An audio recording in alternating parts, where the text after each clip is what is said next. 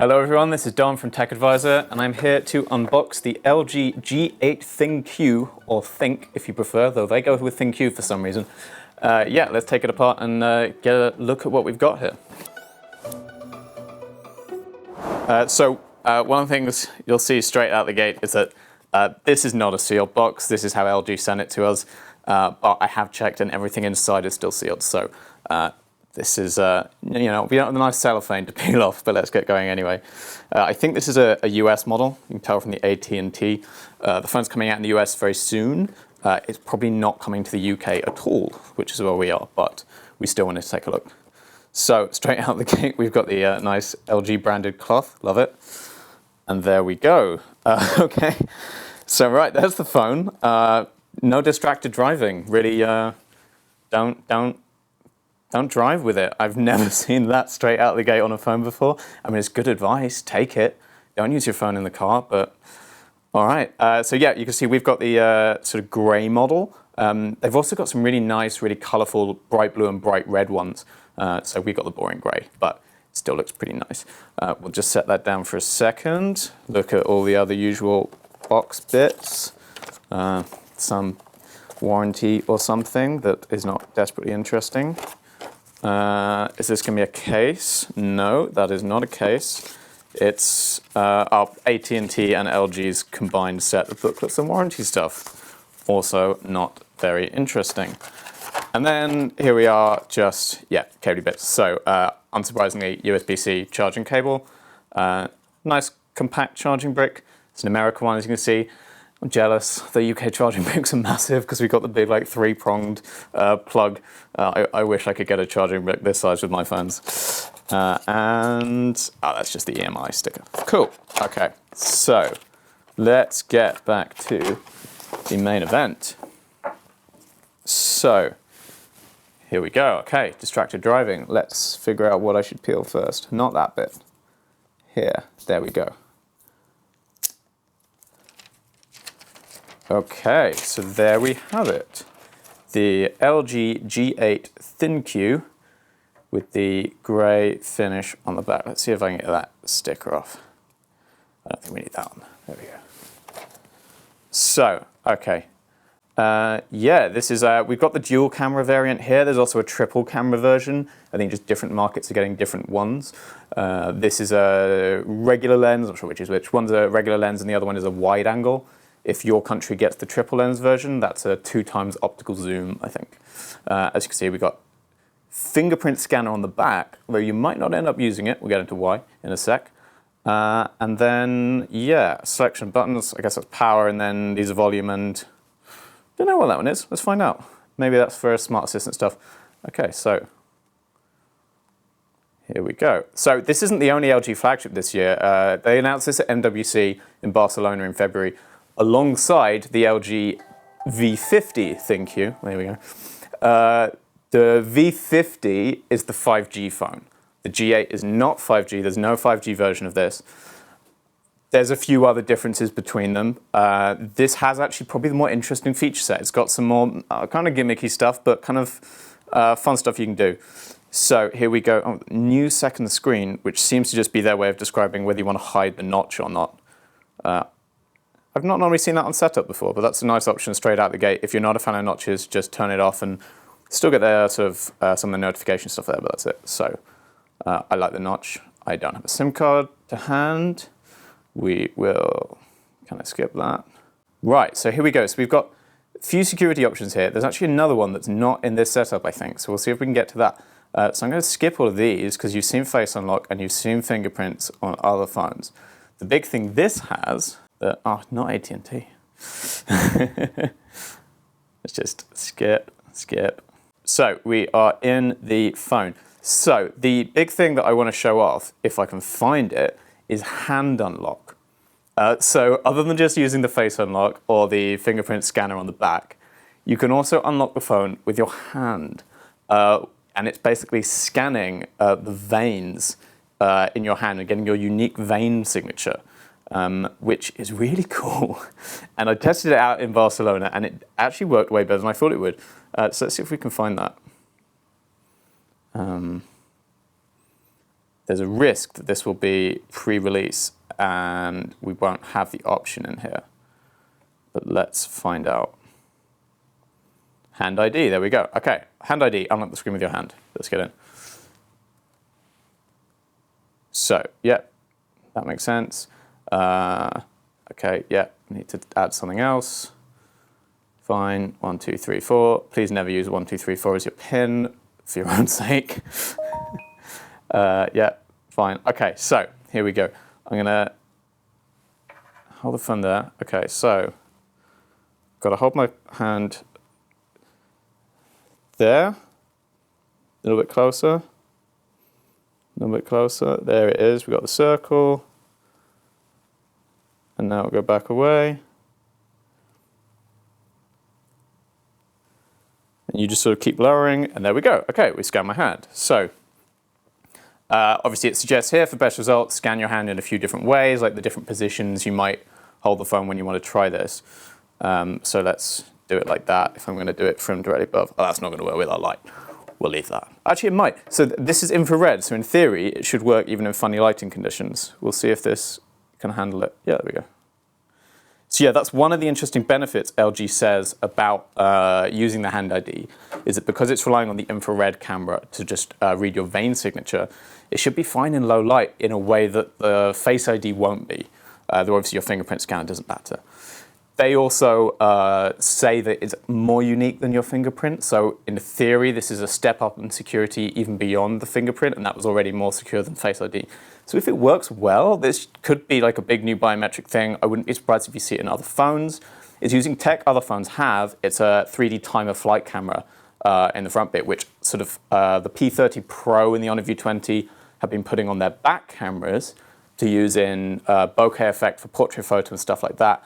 I think this is the first phone that's gone and done it in the front camera to use for biometric security stuff. So if I move my hand in, is that too far? There, look to the left. You'll get the right spot, but there we go. That, yeah. Once you, I think it's one of those things you've got to get the hang of it probably. So let's try again. Put it about there. A little bit too far. A little to the left. Oh no, it doesn't like my hand. Swipe with what? Swipe with my finger? Let's try again.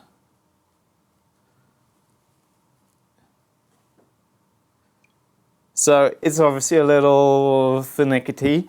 It's a little slow. It's a little clunky. I'm actually kind of surprised because when I used it in Barcelona, it felt quicker and more immediate than that was. So I wonder if they're still playing around with the software. It's probably the sort of thing that will get better over time. Right now, that doesn't feel quite convenient enough. I'm going to use it for everything. But, you know, that it's a cool option to have, I guess. And if it is more secure than using your fingerprint and than using Face Unlock, it might be something you're keen to use if you're very security conscious. LG made the point of making sure that it's got that extra security feature that if someone cuts your hand off, it won't work because it needs blood flow. So, you know, if you're really worried about that kind of level of people trying to access your tech, Hand ID might be the way to go. The other thing that's a sort of a particularly interesting feature in the G8 is that it uses that same tech, that same time of flight, to do gesture controls without you actually touching the screen. So, where are they? Okay, so you may have noticed I've had a little bit of a sudden costume change. That's because we started recording this video last week, which is when I did the unboxing, and then I wanted to show off the air motion controls. And I tried and I tried, and I completely failed to set them up the first time we shot this video. And then I've gone away and I've looked, and it turns out I'm an idiot. I didn't read the instructions properly. So now here I am. A few days later, I've now learned how to use air motion. I'm going to show you how they work. It's a little bit fiddly, but it does work. So this is using the same camera in the front of the phone that makes the Hand ID work, but using it to let you control other stuff on the phone. So sort of the simplest way to show is you can use it to open a couple of apps that you can set to be as a shortcut. There's a couple steps, which is where I went wrong, trying to do it without reading the instructions properly. So first thing, you sort of hold your hand up there, and then a bar pops up to show, and then you kind of do this claw motion. And now if we can see, it opens YouTube. If I go again, I can swipe that way and open the music app. So you've got that kind of swipes you can set. You can choose which apps they are. Music and YouTube are just the defaults that the phone sets, but you can customize that. You can also turn this on to use for answering the phone or rejecting a phone call, for alarms, if you want to turn on, off, or snooze, again, for that swiping each way, and also timers, I think. The other thing you can do is with music. So if I get this playing now, so you can use it to do slightly awkward volume controls too.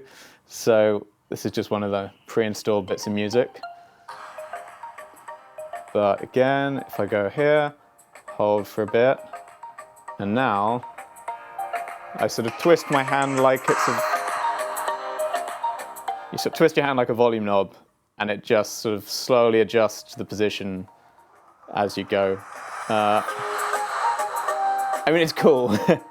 It's very, you know, Jedi mind trick kind of thing, and I love that for it. It is a bit awkward. Like I said, there's these few steps. You feel like you should be able to just swipe and something happens, but it is more like hold your hand in a position, twist into the claw, then do whatever twist you want to do. You can also do like a pinch for screenshots. It's also only supported in certain apps. So that volume control thing, that works in the LG Music app and in the LG Video app and in YouTube, but it won't say work in Spotify. That's hopefully the sort of thing they'll build in, and I guess it's just whether LG puts this tech in enough other phones that they bother to put that support in with other apps. Who knows yet whether that will happen or not. So for the moment, you know, you're probably not going to want to use the built-in music app. You're probably already using your own streaming service, and so you will just never use this. It is also, cool as it is, still not as quick as using the volume buttons that are on the side of your phone. So yeah, it's fun. I don't know if you'll ever actually use this. The other quick note on audio, since we had that music playing there, it's worth noting. So that was just coming out of the speaker on the bottom of the phone, which is just, it's a mono speaker. It's not stereo because there is no longer a speaker on the top edge of the phone. So you don't get any stereo sound if you want to listen to music out loud or listen to videos. That is because LG is using the same tech that the Huawei P30 Pro just introduced, which vibrates the display for the audio when you're taking a phone call rather than having an earpiece here, which helps them keep the notch thin and that kind of stuff. I haven't taken enough phone calls on this yet to really test that out, but you know, the one or two I've had, it seemed clear, it seemed to work. The big downside is you're not getting stereo when you're listening to music normally.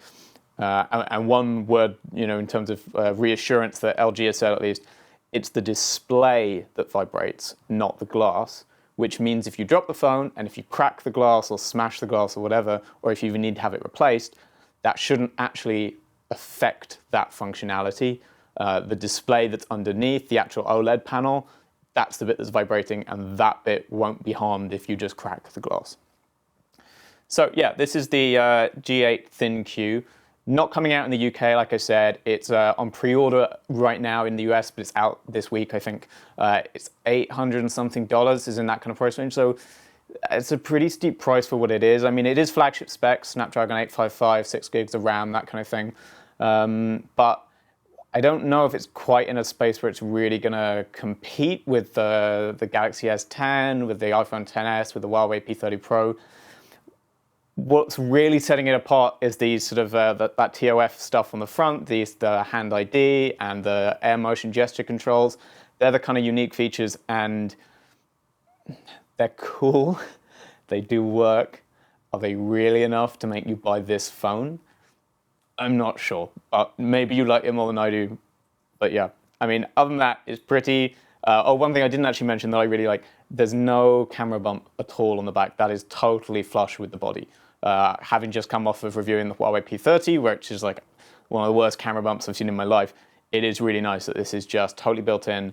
So it does feel very sleek. Like the body of the phone is a little bit thick, but like the whole thing feels very premium and polished and finished as a design, which is welcome. So yeah, G8 ThinQ. Remember to like and subscribe to watch more of our videos. We'll have more unboxings, comparisons, reviews, you name it. Cheers.